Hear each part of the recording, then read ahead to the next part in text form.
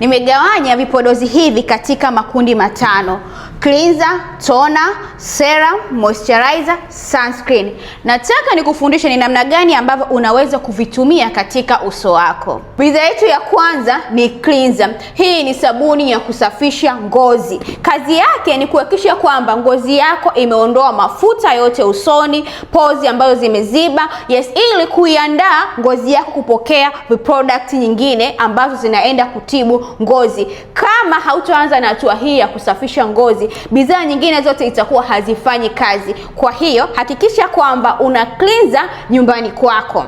Bidhaa yetu ya pili ni toner. Hiki ni kipodozi ambacho kiko katika mfumo wa maji. Kazi yake ni kusafisha masalia ya uchafu ambayo yamebaki baada ya kusafisha ngozi kwenye ile hatua yetu ya kwanza ya cleanser. So ni hatua ambayo ya muhimu kwa sababu ina uwezo wa kupenya kwenye ngozi ikatibu ndani ya ngozi na nje ya ngozi. So ukiruka hatua hii ya kupaka toner, ni vigumu kupata matokeo ya uhakika wakati unaendelea na matibabu yako ya ngozi.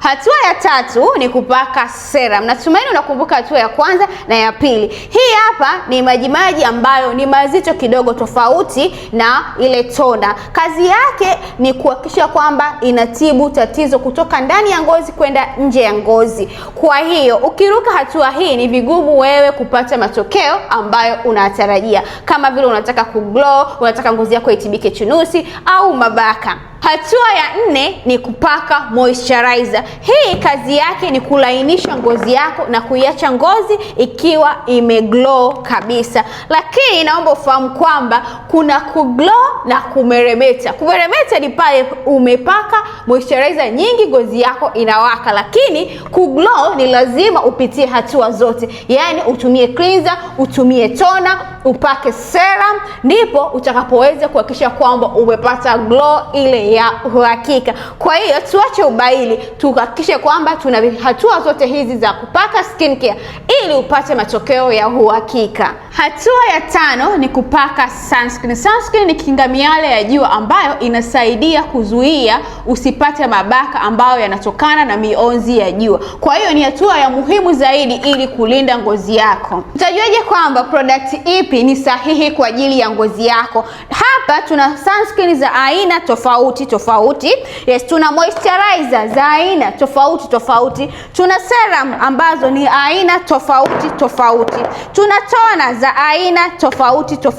Tuna cleanser za aina tofauti. Vipodozi vyote hivi zina ingredient tofauti ndani yake. Ili tujue ipi inafaa kwa ajili ya ngozi yako, ndio maana huwa tunafanya hichi kipimo cha ngozi. Hichi kipimo kina uwezo wa kutambua aina ya ngozi yako, ina changamoto gani na ni ingredient gani ambazo ni sahihi kwa ajili ya kutibu ngozi yako. Kwa hiyo baada ya kupima hapa, ndipo tunakuchagulia bidhaa ipi ambayo inafaa ngozi yako. Mfano, mashine imesema kwamba wewe una changamoto ya chunusi, ngozi yako ina mafuta sana, tutakupa cleanser kama hii. Lakini kama una ngozi ambayo ni kawaida, yani ya kawaida, tunakupa cleanser ambayo ina hydrate tu ngozi yako.